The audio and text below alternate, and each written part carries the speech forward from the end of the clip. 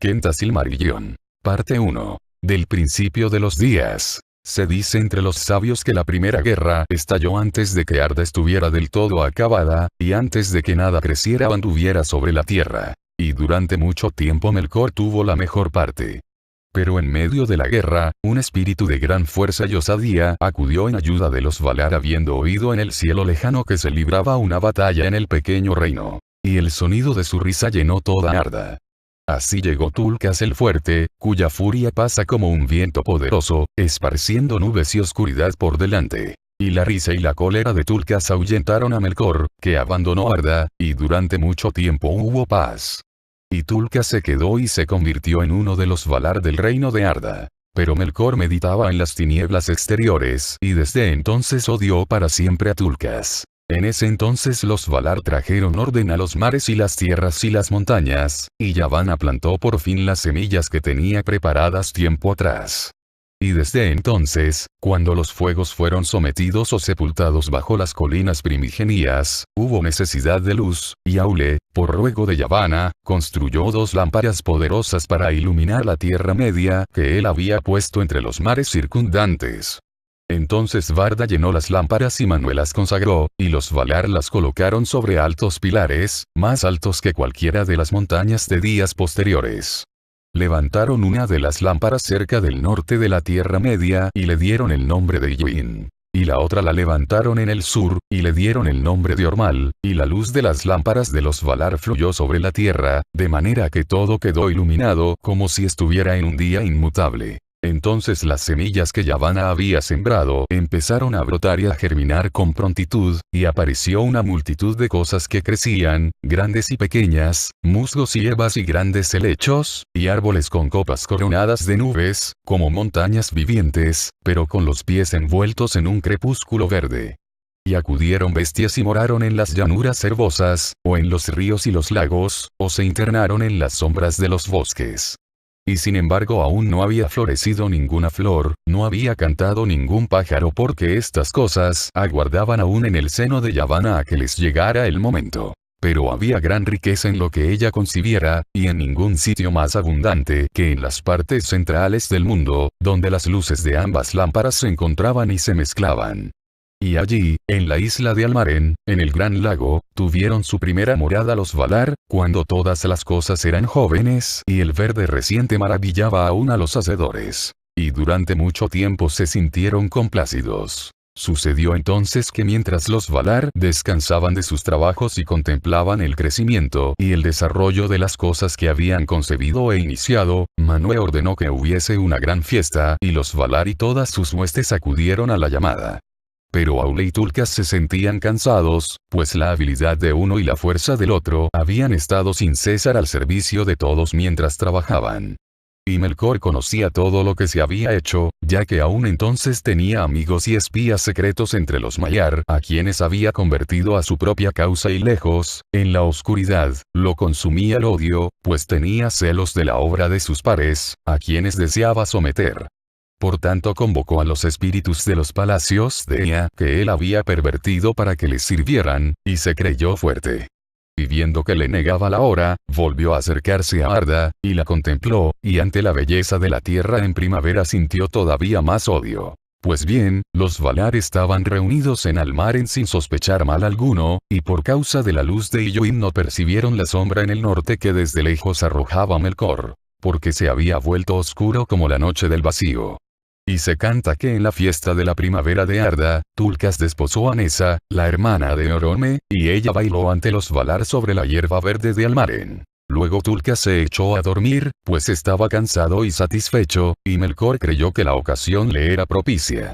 Y pasó con su ejército por sobre los muros de la noche y llegó a la Tierra Media, lejos, al norte. Y los Valar no lo advirtieron. Entonces Melkor empezó a cavar, y construyó una vasta fortaleza muy hondo bajo la tierra, por debajo de las montañas oscuras donde los rayos de Illuin eran fríos y débiles. Esa ciudadela recibió el nombre de Utumno. Y aunque los Valar aún no sabían nada de ella, la maldad de Melkor y el daño de su odio brotaron desde allí alrededor y marchitaron la primavera de Arda. Las criaturas verdes enfermaron y se corrompieron, las malezas y el cieno estrangularon los ríos. Los helechos, rancios y ponzoñosos, se convirtieron en sitios donde pululaban las moscas. Y los bosques se hicieron peligrosos y oscuros, moradas del miedo, y las bestias se transformaron en monstruos de cuerno y marfil, y tiñeron la tierra con sangre. Entonces supieron los Valar, sin ninguna duda, que Melkor estaba actuando otra vez, y buscaron su escondrijo. Pero Melkor, confiado en la fuerza de Utumno y en el poderío de sus sirvientes, acudió de repente a la lucha, y asestó el primer golpe, antes de que los Valar estuvieran preparados. Y atacó las luces de Illuin y Ormal, derribó los pilares y quebró las lámparas. En el derrumbe de los poderosos pilares, las tierras se abrieron y los mares se levantaron en tumulto. Y cuando las lámparas se derramaron, unas llamas destructoras avanzaron por la tierra. Y la forma de Arda y la simetría de las aguas y tierras quedaron entonces dañadas, de modo que los primeros proyectos de los Valar nunca fueron restaurados. En la confusión y la oscuridad Melkor huyó, aunque tuvo miedo, pues por encima del bramido de los mares oyó la voz de Manwë como un viento huracanado. Y la tierra temblaba bajo los pies de Tulkas. Pero llegó a Utumno antes de que Tulkas pudiera alcanzarlo. Y allí se quedó escondido. Y los Valar no pudieron someterlo en aquella ocasión, porque necesitaban de casi todas sus fuerzas para apaciguar los tumultos de la tierra y salvar de la ruina todo lo que pudiera ser salvado de lo que habían hecho. Y después temieron desgarrar otra vez la tierra en tanto no supieran dónde moraban los hijos de Ilúvatar, que aún habrían de venir en un tiempo que a los Valar les estaba oculto. Así llegó a su fin la primavera de Arda. La morada de los Valar en Almaren quedó por completo destruida, y no tuvieron sitio donde vivir sobre la faz de la tierra. Por tanto abandonaron la Tierra Media y fueron a la tierra de Aman, el más occidental de todos los territorios sobre el filo del mundo. Pues las costas occidentales miraban al mar exterior, que los elfos llamaban Ekaya, y que circunda el reino de Arda. Cuán ancho es ese mar, solo los Valar lo saben. Y más allá de él se encuentran los muros de la noche.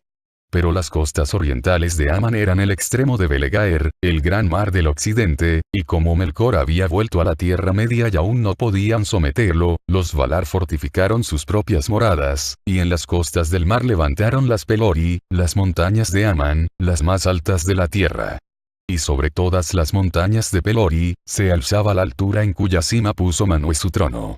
Taniquetil llaman los elfos a esa montaña sagrada y Hoyo lo sé de blancura sempiterna, y el Errina coronada de estrellas, y con muchos otros nombres, pero en la lengua tardía de los Sindar se la llamaba Amon Hilos. Desde los palacios de Taniquetil, Manwë y Barda podían ver a través de la tierra hasta los confines más extremos del este. Detrás de los muros de las Pelori, los Valar se establecieron en esa región que llamaban Valinor. Y allí tenían casas, jardines y torres. En aquella tierra protegida acumularon grandes caudales de luz y las cosas más bellas que se salvaron de la ruina. Y muchas otras aún más bellas las hicieron de nuevo, y Valinor fue todavía más hermosa que la Tierra Media en la primavera de Arda. Y fue bendecida, porque los inmortales vivían allí, y allí nada se deterioraba ni marchitaba, ni había mácula en las flores o en las hojas de esa tierra, ni corrupción o enfermedad en nada de lo que allí vivía. Porque aún las mismas piedras y las aguas estaban consagradas. Y cuando Valinor estuvo acabada y establecidas las mansiones de los Valar, en medio de la llanura de más allá de los montes edificaron su ciudad, Valmar, la de muchas campanas. Ante el portal occidental había un montículo verde, ese Yoar, llamado también Coroyaire. Y Yavanna lo consagró, y se sentó allí largo tiempo sobre la hierba verde y entonó un canto de poder en el que puso todo lo que pensaba de las cosas que crecen en la tierra. Pero Niena reflexionó en silencio y regó el montículo con lágrimas. En esa ocasión los Valar estaban todos reunidos para escuchar el canto de Yavanna, sentados en los tronos del consejo en el Manaxar, en el anillo del juicio, cerca de los portones dorados de Valmar. Y Yavanna Kementari cantó delante de ellos, que la observaban. Y mientras observaban, en el montículo nacieron 2 esbeltos brotes. Y el silencio cubría el mundo entero a esa hora y no se oía ningún otro sonido que la voz de Yavanna. Bajo su canto los brotes crecieron y se hicieron hermosos y altos, y florecieron. Y de este modo despertaron en el mundo los 2 árboles de Valinor, la más renombrada de todas las creaciones de Yavanna. En torno al destino de estos árboles se entretejen todos los relatos de los días antiguos. Uno de ellos tenía hojas de color verde oscuro que por debajo eran como plata resplandeciente, y de cada una de las innumerables flores caía un rocío continuo de luz plateada, y la tierra de abajo se moteaba con la sombra de las hojas temblorosas. El otro tenía hojas de color verde tierno, como el haya recién brotada, con bordes de oro refulgente. Las flores se mecían en las ramas en racimos de fuegos amarillos, y cada una era como un cuerno encendido que derramaba una lluvia dorada sobre el suelo. Y de los capullos de este árbol brotaba calor, y una gran luz. Telperión se llamó el uno en Valinor, y Silpión, y Ninkelote y tuvo muchos otros nombres. Pero Laurelin fue el otro, y también Malinalda, y Culurien, y le dieron además muchos nombres en los cantos. En 7 horas la gloria de cada árbol alcanzaba su plenitud y menguaba otra vez en nada. Y cada cual despertaba una vez más a la vida una hora antes de que el otro dejara de brillar. Así en Valinor 2 veces al día había una hora dulce de luz más suave, cuando los dos árboles eran más débiles y los rayos de oro y de plata se mezclaban. Telperión era el mayor de los árboles y el primero en desarrollarse y florecer. Y esa primera hora en que resplandecía, el fulgor blanco de un amanecer de plata, los Valar no la incluyeron en el compuesto de las horas, pero le dieron el nombre de hora de apertura, y a partir de ella contaron las edades del reino de Valinor. Por tanto a la 6ª hora en ese primer día, y en todos los días gozosos que siguieron, hasta el oscurecimiento de Valinor, concluía el tiempo de floración de Telperión. Y a la hora 12ª dejaba de florecer Laurelin. Y cada día de los Valar en Aman tenía 12 horas, y terminaba con la segunda mezcla de las luces, en la que Laurelin menguaba, pero Telperión crecía. Sin embargo, la luz que los árboles esparcían duraba un tiempo antes de que fuera arrebatada en el aire o se hundiera en la tierra. Y Barda atesoraba los rocíos de Telperión y la lluvia que caía de Laurelin en grandes tinas como lagos resplandecientes, que eran para toda la tierra de los Valar como fuentes de agua y de luz. Así empezaron los días de la bendición de Valinor, y así empezó también la cuenta del tiempo. Pero mientras las edades avanzaban hacia la hora señalada por Ilúvatar para la venida de los primeros nacidos, la Tierra Media yacía en una luz crepuscular bajo las estrellas que Barda había forjado en edades olvidadas cuando trabajaba en ella. Y en las tinieblas vivía Melkor y aún andaba con frecuencia por el mundo, en múltiples formas poderosas y aterradoras, y esgrimía el frío y el fuego, desde las cumbres de las montañas a los profundos hornos que están debajo. Y cualquier cosa que fuese cruel, o violenta o mortal era en esos días obra de Melkor. Pocas veces venían los Valar por encima de las montañas a la Tierra Media, dejando atrás la belleza y la beatitud de Valinor, pero cuidaban y amaban los territorios de más allá de las Pelori. Y en medio del reino bendecido se levantaban las mansiones de Aule, y allí trabajó el largo tiempo. Porque en la hechura de todas las cosas de esa tierra Aule tuvo parte principal e hizo allí muchas obras hermosas y esbeltas, tanto abiertamente como en secreto. De él provienen la ciencia y el conocimiento de todas las cosas terrestres. Sea la ciencia de los que no hacen, pero intentan comprender lo que es, o la ciencia de los artesanos. El tejedor, el que da forma a la madera y el que trabaja los metales. Y también el labrador y el granjero, aunque estos y todos los que tratan con cosas que crecen y dan frutos se deben también a la esposa de Aule, Yavanna Kementari. Es Aule a quien se da el nombre de amigo de los Noldor, porque de él aprendieron mucho en días posteriores, y son ellos los más hábiles de entre los elfos. Y a su propio modo, de acuerdo con los dones que Ilúvatar les concedió, añadieron mucho a sus enseñanzas, deleitándose en las lenguas y en los escritos, y en las figuras del bordado, el dibujo y el tallado. Los Noldor fueron también los primeros que consiguieron hacer gemas. Y las más bellas de todas las gemas fueron los Silmarils, que se han perdido. Pero Manuesúlimo, el más alto y sagrado de los Valar, instalado en los lindes de Aman, no dejaba de pensar en las tierras exteriores. Porque el trono de Manwë se levantaba majestuoso sobre el pináculo de Taniquetil, la más alta montaña del mundo, a orillas del mar. Espíritus que tenían forma de halcones y águilas revoloteaban por las estancias del palacio. Y los ojos de Manwë podían ver hasta las profundidades del mar y horadar las cavernas ocultas bajo la tierra. De este modo le traían noticias de casi todo cuanto ocurría en Arda. No obstante había cosas ocultas aún para Manwë y los servidores de Manwë, porque donde Melkor se ensimismaba en negros pensamientos, las sombras eran impenetrables. Manwë no concibe ningún pensamiento que sirva a su propio honor y no tiene celos del poder de Melkor, sino que lo gobierna todo en paz. De entre todos los elfos, amaba más a los Vanyar, y de él recibieron la poesía y el canto. Pues la poesía es el deleite de Manwë, y el canto con palabras es la música que prefiere. El vestido de Manwë es azul, y azul el fuego de sus ojos, y su cetro es de zafiro, que los Noldor labraron para él, y fue designado para ser el vicerregente de Ilúvatar, rey del mundo de los Valar y los elfos y los hombres, y principal defensa contra el mal de Melkor. Con Manwë moraba Varda, quien en lengua sindarin es llamada Elbereth, reina de los Valar, hacedora de las estrellas. Y con ellos había una vasta hueste de espíritus bienaventurados. Pero Ulmo se encontraba solo, y no moraba en Valinor, y ni siquiera iba allí excepto cuando se celebraba un gran consejo. Vivió desde el principio de Arda en el océano exterior, y allí vive todavía. Desde allí gobierna el flujo de todas las aguas, y las mareas, el curso de los ríos y la renovación de las fuentes, y la destilación de todos los rocíos y lluvias en las tierras que se extienden bajo el cielo.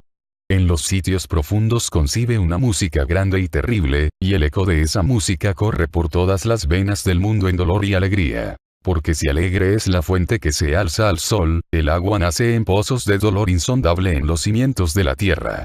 Los Teleri aprendieron mucho de Ulmo, y por esta razón su música tiene a la vez tristeza y encantamiento. Junto con él llegó Salmar a Arda, el que hizo los cuernos de Ulmo, aquellos que nadie puede olvidar si los ha oído una vez. También Oseyuinen, a los que dio el gobierno de las olas y los movimientos de los mares interiores, y además muchos otros espíritus. Y así fue por el poder de Ulmo que aún bajo las tinieblas de Melkor fluyó la vida por muchas vías secretas, y la tierra no murió. Y para aquellos que andaban perdidos en esas tinieblas o lejos de la luz de los Valar, estaban siempre abiertos los oídos de Ulmo, y tampoco ha olvidado la Tierra Media. Y no ha dejado de pensar en cualquier ruina o cambio que haya sobrevenido desde entonces, y así lo hará hasta el fin de los días. Y en ese tiempo de oscuridad tampoco Yavanna estaba dispuesta a abandonar por completo las tierras exteriores. Pues todas las cosas que crecen le son caras, y se lamentaba por las obras que había iniciado en la Tierra Media, y que Melkor había dañado. Por tanto, abandonando la casa de Aule y los prados floridos de Valinor, iba a veces a curar las heridas abiertas por Melkor. Y al volver instaba siempre a los Valar a enfrentar el maligno dominio de Melkor, en una guerra que tendrían que librar sin duda antes del advenimiento de los primeros nacidos. Y Orome, domador de bestias, también cabalgaba de vez en cuando por la oscuridad de los bosques. Llegaba como poderoso cazador, con el arco y las flechas, persiguiendo a muerte a los monstruos y criaturas salvajes del reino de Melkor, y su caballo blanco Nar, brillaba como plata en las sombras. Entonces la tierra adormecida temblaba con el repiqueteo de los cascos dorados, y en el crepúsculo matinal del mundo Orome hacía sonar el gran cuerno, el Valaroma, sobre los llanos de Arda. Las montañas le respondían con ecos prolongados, y las sombras del mal huían, y el mismo Melkor se encogía en Utunno anticipando la cólera por venir. Pero Orome no había acabado de pasar y ya los sirvientes de Melkor se reagrupaban, y las tierras se cubrían de sombras y engaños. Ahora bien, todo se ha dicho de cómo fueron la tierra y sus gobernantes en el comienzo de los días, antes de que el mundo apareciese como los hijos de Ilúvatar lo conocieron. Porque los elfos y los hombres son hijos de Ilúvatar. Y como no habían entendido enteramente ese tema por el que los hijos entraron en la música, ninguno de los Ainur se atrevió a agregarle nada. Por esa razón los Valar son los mayores y los cabecillas de ese linaje antes que sus amos, y si en el trato con los elfos y los hombres, los Ainur han intentado forzarlos en alguna ocasión, cuando ellos no tenían guía, rara vez ha resultado nada bueno, por buena que fuera la intención. En verdad los Ainur tuvieron trato sobre todo con los elfos, porque Ilúvatar los hizo más semejantes en naturaleza a los Ainur, aunque menores en fuerza y estatura. Mientras que a los hombres les dio extraños dones. Pues se dice que después de la partida de los Valar, hubo silencio, y durante toda una edad Ilúvatar estuvo solo, pensando. Luego habló y dijo. He aquí que amo a la tierra, que será la mansión de los Kendi y los Atani. Pero los Kendi serán los más hermosos de todas las criaturas terrenas, y tendrán y concebirán y producirán más belleza que todos mis hijos, y de ellos será la mayor buenaventura en este mundo.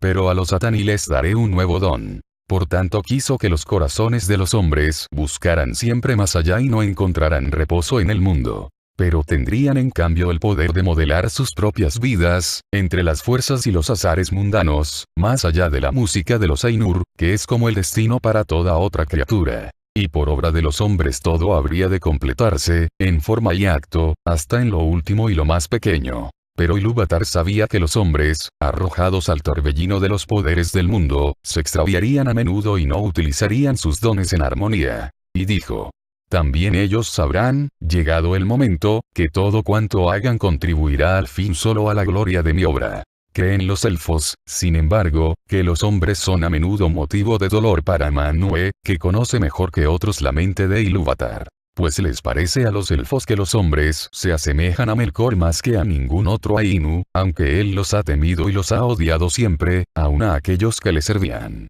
Uno y el mismo es este don de la libertad concedido a los hijos de los hombres. Que solo estén vivos en el mundo un breve lapso, y que no estén atados a él, y que partan pronto. ¿A dónde? Los elfos no lo saben. Mientras que los elfos permanecerán en el mundo hasta el fin de los días, y su amor por la tierra y por todo es así más singular y profundo, y más desconsolado a medida que los años se alargan. Porque los elfos no mueren hasta que no muere el mundo, a no ser que los maten o los consuma la pena, y a estas dos muertes aparentes están sometidos. Tampoco la edad les quita fuerzas, a no ser que uno se canse de 10.000 centurias. Y al morir se reúnen en las estancias de Mandos, en Valinor, de donde pueden retornar llegado el momento. Pero los hijos de los hombres mueren en verdad, y abandonan el mundo. Por lo que se los llama los huéspedes o los forasteros.